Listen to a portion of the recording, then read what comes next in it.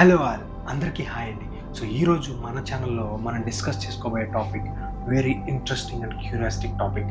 అదేంటి అంటే ప్రతి ఒక్కళ్ళకి, ఈవెన్ నాతో సహా, నేను పుట్టినప్పటి నుండి, మీరు పుట్టినప్పటి నుండి, అసలు ఈ విశ్వం పుట్టినప్పటి నుండి, విశ్వం పుట్టడం ఏంటి అనుకుంటున్నారా? ఎస్, అదే మన టాపిక్ అండి. అసలు ఈ విశ్వం ఎప్పుడు పుట్టింది, ఎలా పుట్టింది, అసలు ఈ విశ్వాన్ని నడిపిస్తున్నది ఎవరు అనే దాని గురించి మాత్రమే మన టాపిక్. సో ఇదేంటి, విశ్వం ఇప్పుడు పుట్టడం ఏంటి, దేవుడే కదా ఇదంతా వెనుకొని నడిపిస్తున్నాడు, దేవుడే సృష్టించాడు, దేవుడే నడిపిస్తున్నాడు అని మీరు అందరూ అనుకోవచ్చు. కానీ అది ఎంతవరకు నిజం? యాజ్ ఎ సనాతన ధర్మాన్ని నమ్మే హిందువులుగా మనం దాన్ని నమ్మొచ్చు. బట్ కానీ అందులో నిజం ఎంత ఉంది, దానికి ఆధారాలు ఏంటి, అసలు ఈ శాస్త్రవేత్తలు చెప్పినట్టు రియల్ బిగ్ బ్యాంగ్ థియరీయే నిజమా, లేక ఇవేవి కాదు ఏలియన్ లాంటి ఏదో అదృశ్య శక్తులు ఇదంతా నడిపిస్తుందా? వీటన్నిటి గురించి ఈరోజు మనం కంప్లీట్గా డిస్కస్ చేసుకోబోతున్నాం. నాకున్న సందేహాల్ని, అభిప్రాయాల్ని నేను మీతో పంచుకోవాలనుకుంటున్నాను. So now welcome to my channel Klin Kaara updates.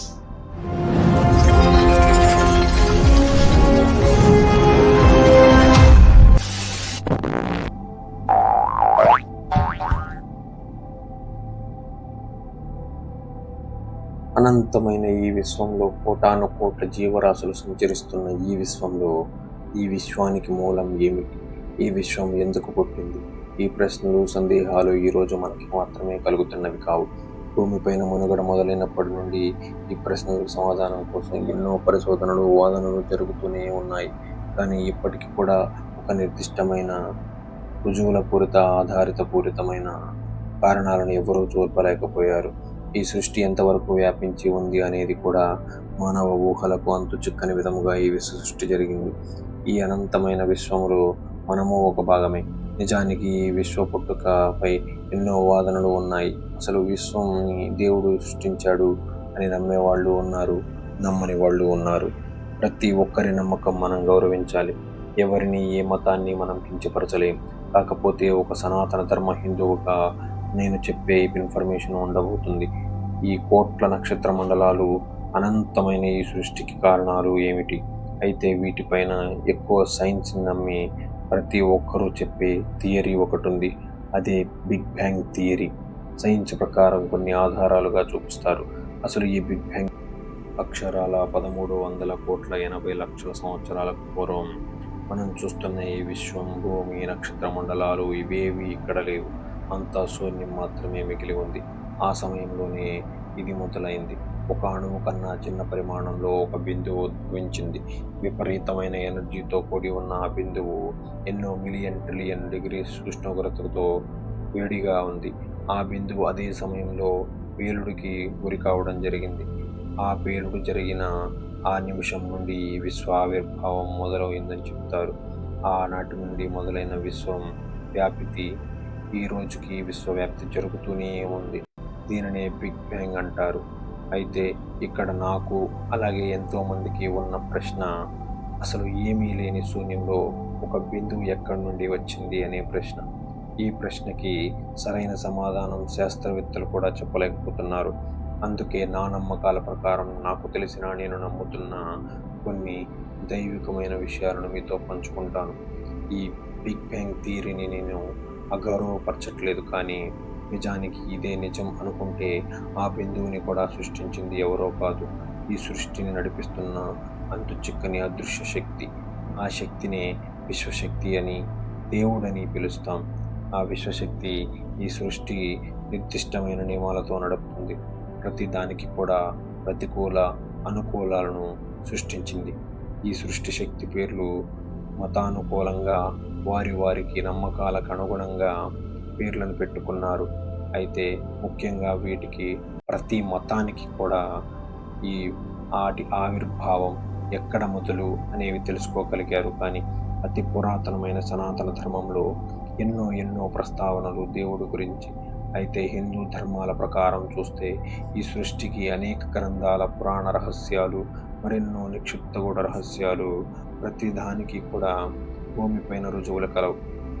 విశ్వం పుట్టుక గురించి సనాతన ధర్మం ప్రకారం అసలు ఈ విశ్వం ఎలా భగవంతుడు సృష్టించాడు అనేది, ఈ కాలం ఎలా మొదలైంది అనేది, ఇన్ని ఎలా నడుస్తున్నాయి, వీటికి అంతం ఎక్కడ అనే విషయాలు ఈ వీడియోలో మనం మరింత లోతుగా తెలుసుకుందాం. కాలం. అన్నింటికీ మూలం ఈ కాలం. ఆ భగవంతుడి సృష్టి కన్నా ముందు ఉన్నది కాలం. దీనిని మనం పెట్టుకున్న మరొక పేరే టైం. అసలు ఈ టైం లైన్ ఎలా నడుస్తుంది? మీరు చాలా సినిమాలలో చూసే ఉంటారు, చాలా చోట్ల చదివే ఉంటారు. స్పేస్లో, అంతరిక్షంలో కానీ వేరొక లోకంలో ఒక గంట గడిపితే భూమిపైన కొన్ని గంటల సమయం, రోజుల సమయం గడిచిపోతుంది. అదేవిధంగా కాలం నిర్ణయించబడింది.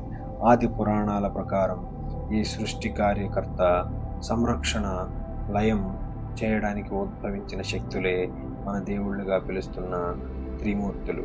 మనం చెప్పుకునే బ్రహ్మ, విష్ణు, మహేశ్వర. బ్రహ్మ సృష్టించడానికి, విష్ణు ధర్మరక్షణ పరిపాలనకు, మహేశ్వరుడు లయకాలానికి. అంటే అందరికీ అర్థమయ్యేలా చెప్పాలంటే Brahma is creator, Vishnu is operator, Shiva is destroyer. మొదటిగా హిందూ ధర్మ, సనాతన ధర్మం ప్రకారంగా చెప్పుకుంటే ఈ సృష్టిలో మనకి అష్టాదశ పురాణాలు లభించేవి. అంటే 18 పురాణాలు కలవు. వీటి గురించి మనం తెలుసుకోగలిగితే మన జీవన సృష్టి రహస్యాలను మరెన్నో తెలుసుకోగలం.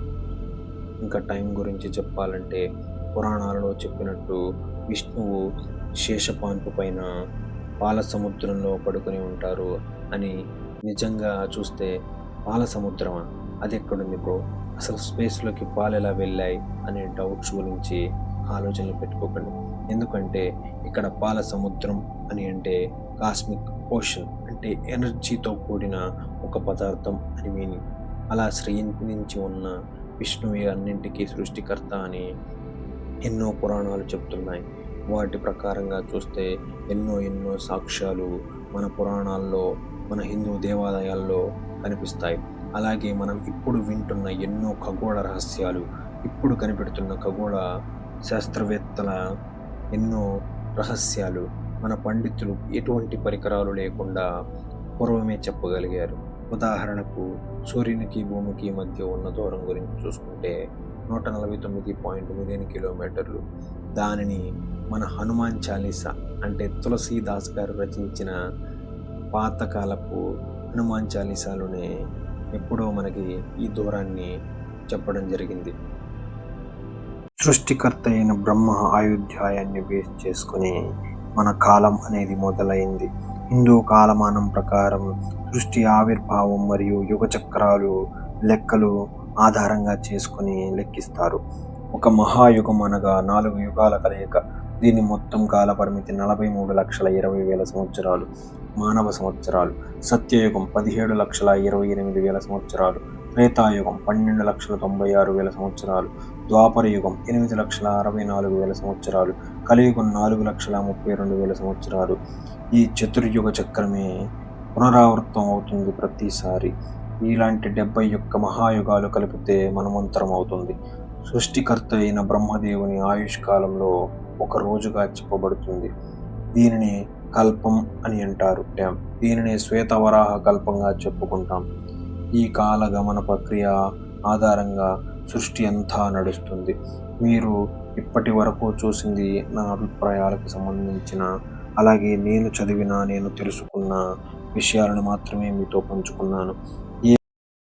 సో ఫ్రెండ్స్, చూసారు కదా, ఇలాంటి మరెన్నో ఇంట్రెస్టింగ్ ఫ్యాక్ట్స్ వీడియోస్ చాలా మన ఛానల్లో రాబోతున్నాయి. So stay tune to Klinkaara updates.